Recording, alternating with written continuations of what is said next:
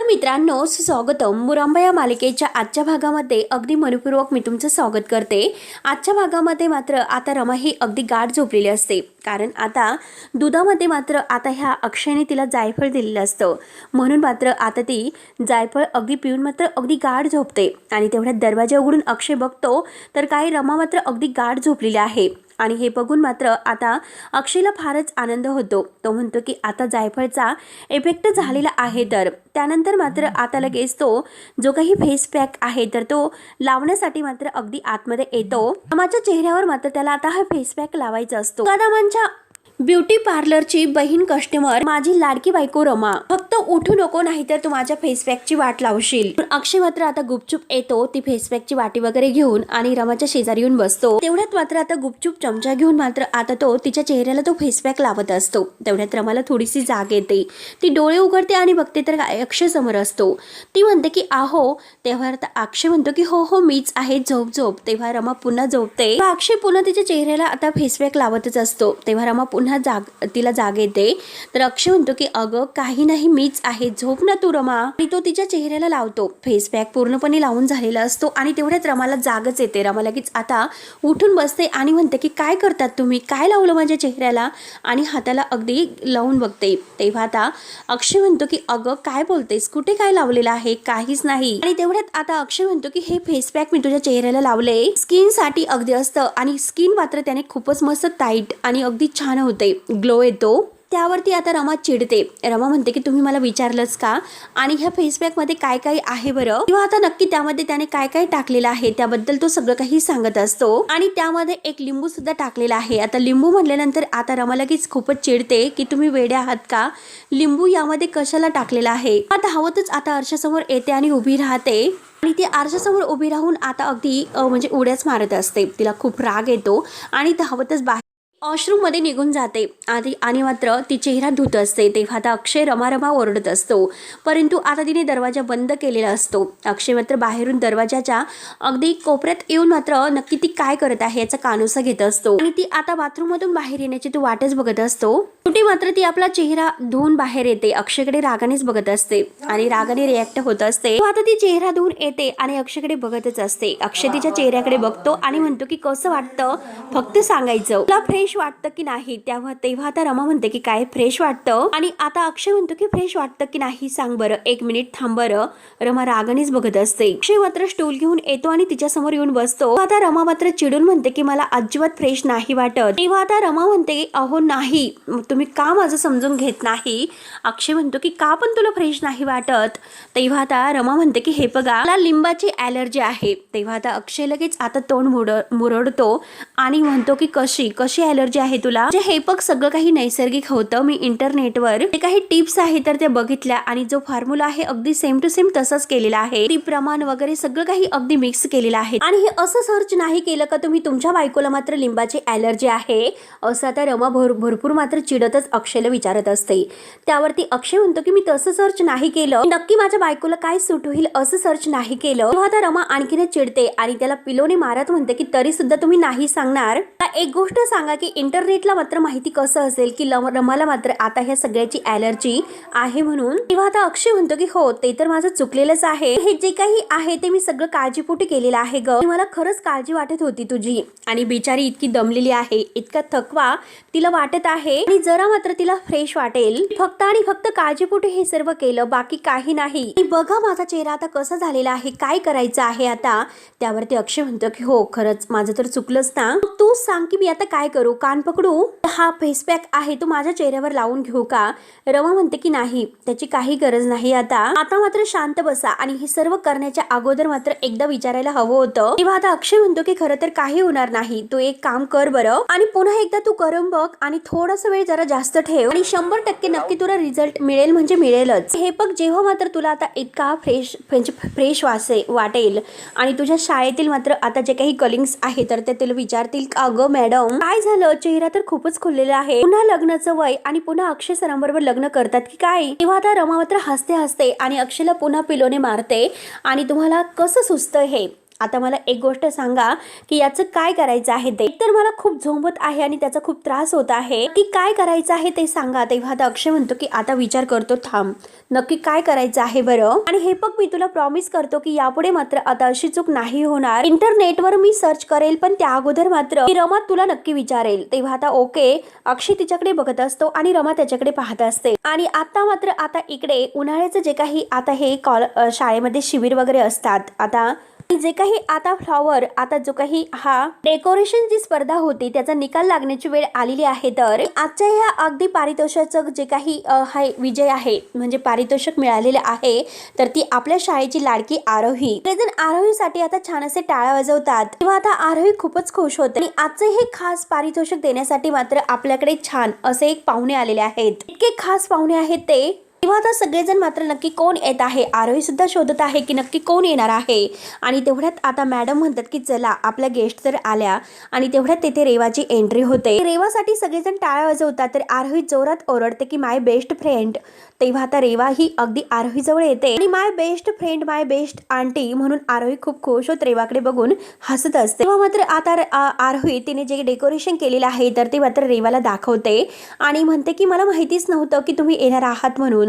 रेवा मात्र तिचं जे काही फ्लॉवरचं डेकोरेशन आहे ते बघते आणि म्हणते की wow Aarohi this is so beautiful. आणि हे बघ या गोष्टीसाठी मात्र तुला बक्षीस तर मिळणारच आहे. आणि हे बघ माझ्याकडे सुद्धा एक सरप्राईज आहे सांगू तुला.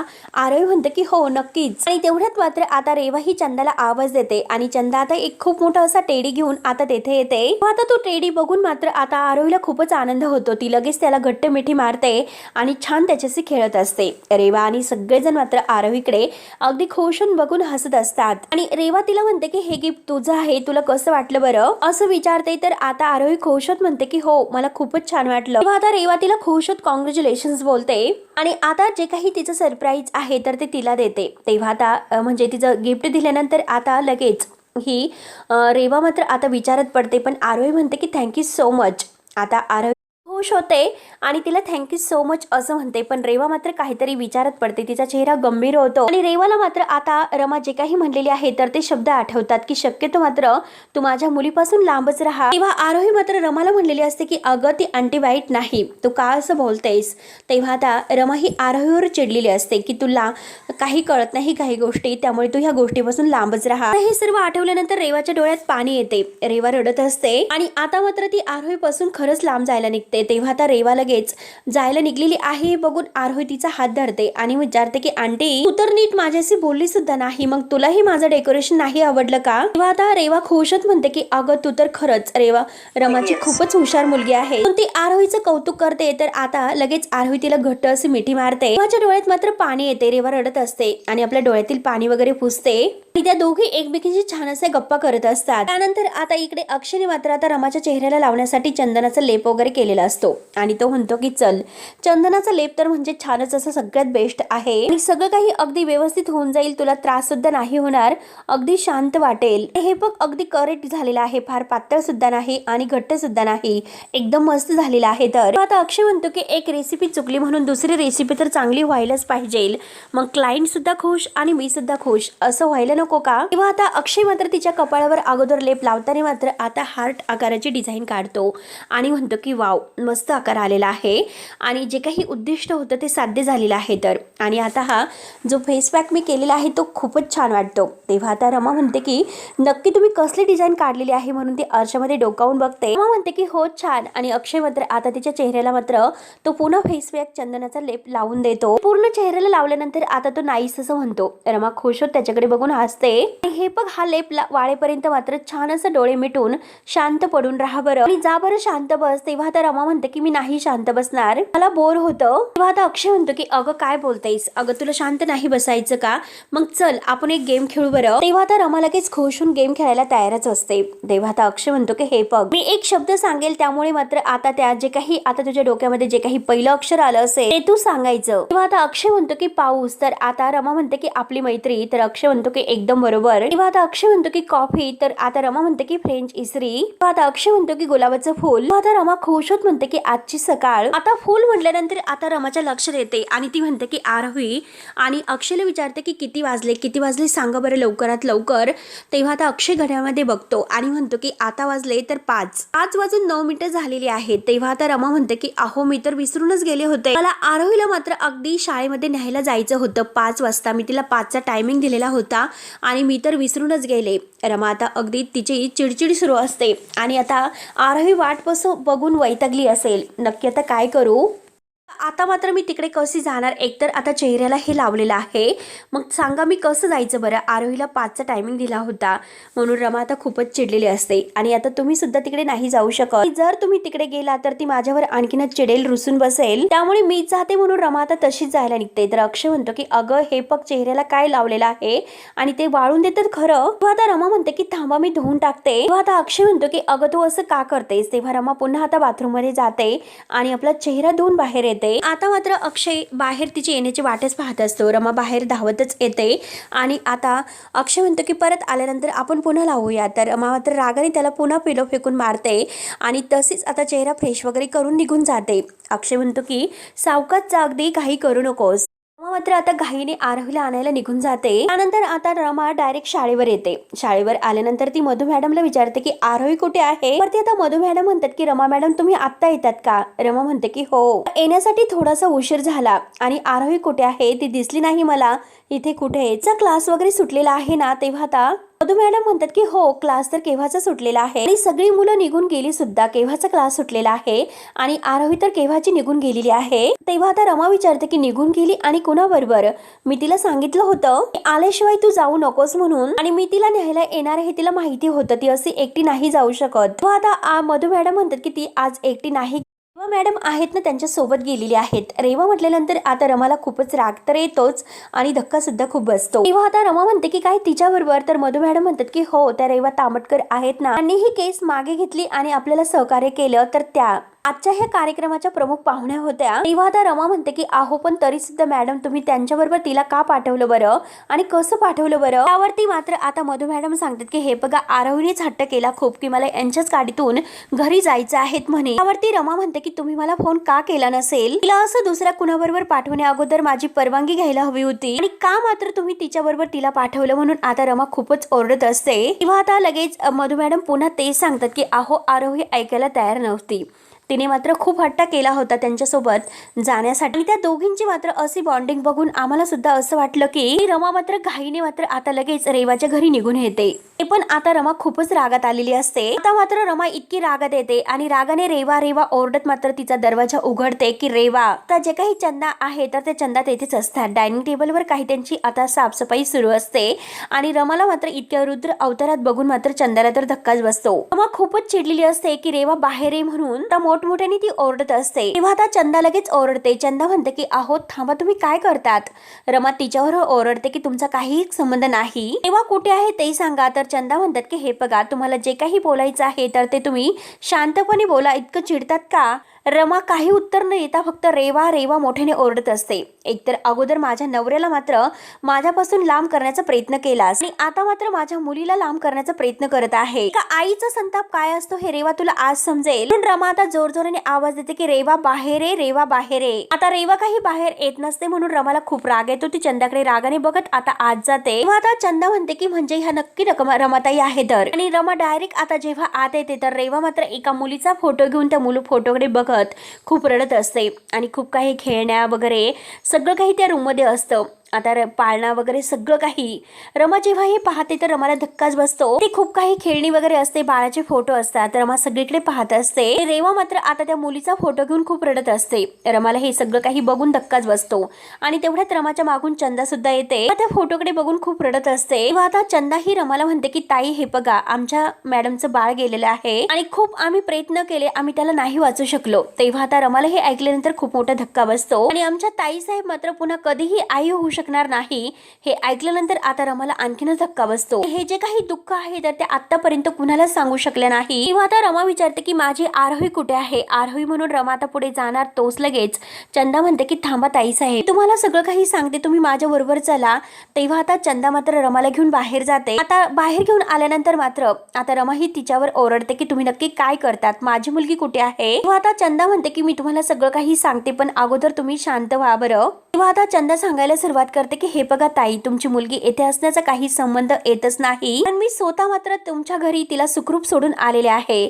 आता हे सर्व ऐकल्यानंतर रमा म्हणते की काय बोलतात तुम्ही। तेव्हा आता चंदा म्हणते की हो, तुम्ही ताई साहेबांना बजावलं होतं आरोही पासून लांब राहायचं म्हणून, आणि हे बघा त्यांनी मात्र तुमचा शब्द पाळला आणि उलट मात्र तुमची मुलगी त्यांचा हात सोडत नव्हती। नवीन वादाला विषय नको म्हणून ताईंनीच मला सांगितले होते की हिला घरी सोडून या म्हणून। आता रमा लगेच घरी फोन लावते। इकडे मात्र रेवाने जे काही आता तिला टेडी गिफ्ट केलेला आहे तर तो टेडी मात्र मस्त ती आता बेडवर ठेवते आणि आता अक्षयची मस्त धिंगाणा घालत असते की भावा करत, आणि तिची सुद्धा आता मस्त पिलो खेळत खेळत मस्ती सुरू असते दोघांची सुद्धा। दोघे एकमेकांशी खूपच धिंगाणा घालत असतात आणि तेवढ्यात आता कॉल येतोय। आता दोघेही आता एकमेकांची अगदी पिलो फेकत मारत मारत आता अक्षय फोन उचलतो आणि तो रमाला म्हणतो की रमा तू कुठे आहेस, अगं ये ना लवकरात लवकर घरी, आम्ही एकमेकांबरोबर मजा करतोय, मारामारी करतोय। आणि आता फोनवर रमा सर्व काही ऐकते, आरवीचा हसण्याचा आवाज सुद्धा ऐकते। अक्षय म्हणतो की लवकरात लवकर ये। आता रमा चंदाकडे बघत असते आणि हो आले म्हणून ती आता फोन ठेवते। फोन ठेवताना म्हणते की मी येतेच, घराच्या बाहेरच आहे, लगेच येते।